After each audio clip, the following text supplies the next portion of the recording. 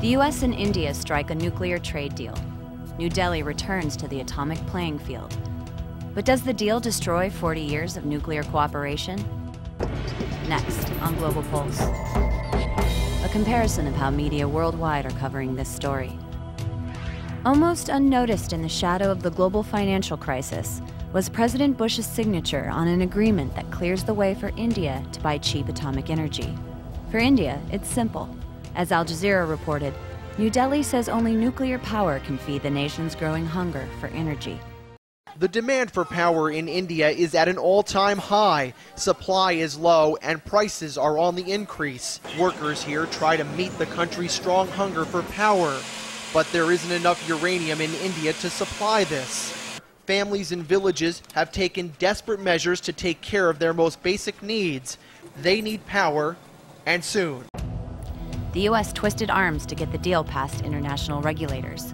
South Asian Newsline focused on the lucrative financial benefits the treaty will bring to the U.S. and the hoops India jumped through to make it a done deal.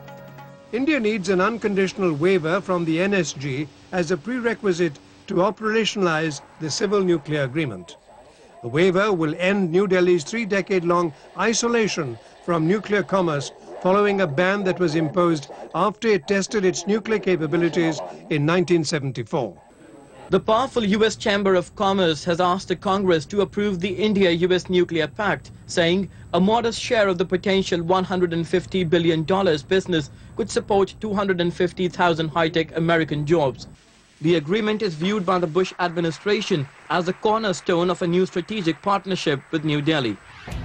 But critics said, wait a minute.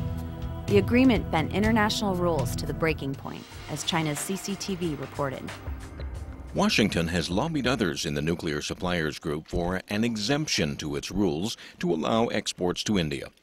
This has caused concern among a number of countries. Critics note India has signed no treaties meant to stop the spread of nuclear weapons, phase out stockpiles, and ban testing. India is one of 4 nuclear nations which refused to sign the 1968 Nuclear Non-Proliferation Treaty. These 4 nations now have nuclear weapons. The treaty's objective is to prevent the spread of nuclear weapons, to promote peaceful uses of nuclear energy, and to further the goal of nuclear disarmament. The India agreement had Iran crying foul. ABC and Fox News show what the U.S. believes is Iran's real motive for getting nuclear material. The IAEA has concluded the Iranians are moving forward with their nuclear program quicker than expected. But take it to the next scenario. If he gets these weapons, Ambassador, it's too late. Iran's president is warning it is too late to stop Iran's nuclear program. At a news conference in Tehran, Mahmoud Ahmadinejad urged Western nations and the U.S. to abandon what he called arrogant policies. Iran continued to defy the UN by refusing to answer questions about its nuclear program. I have said that I would not take military options off the table when it comes to Iran and dealing with their nuclear capacity. Iran, which has signed the Non-Proliferation Treaty, faces UN sanctions for its nuclear program. Iran's Press TV echoed the Iranian government's line that it's been above board. The report published by the International Atomic Energy Agency on September 15th reaffirms the peaceful nature of Iran's nuclear program. Western propaganda about Iran's nuclear program intensified before the report was released. And those who speak of sanctions are demonstrating their helplessness and admitting to the strength of the Iranian nation. Let them do that. We are now rich enough in science and technology. And what does the U.S. get out of it? CNN's Lou Dobbs put a unique spin on it. The U.S. Senate has voted in favor of a nuclear deal with India, that vote coming ahead of the Wall Street bailout vote. It will give India nuclear technology and give the United States Indian mangoes.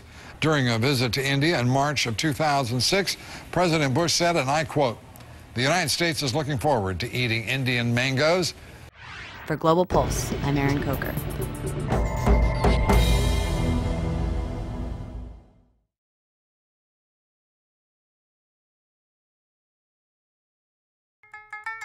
This program is brought to you by Link TV for educational and non-commercial use only. Link TV is the only US network dedicated to global and national news, uncompromising documentaries, and diverse cultural programs. programs which connect you to the world.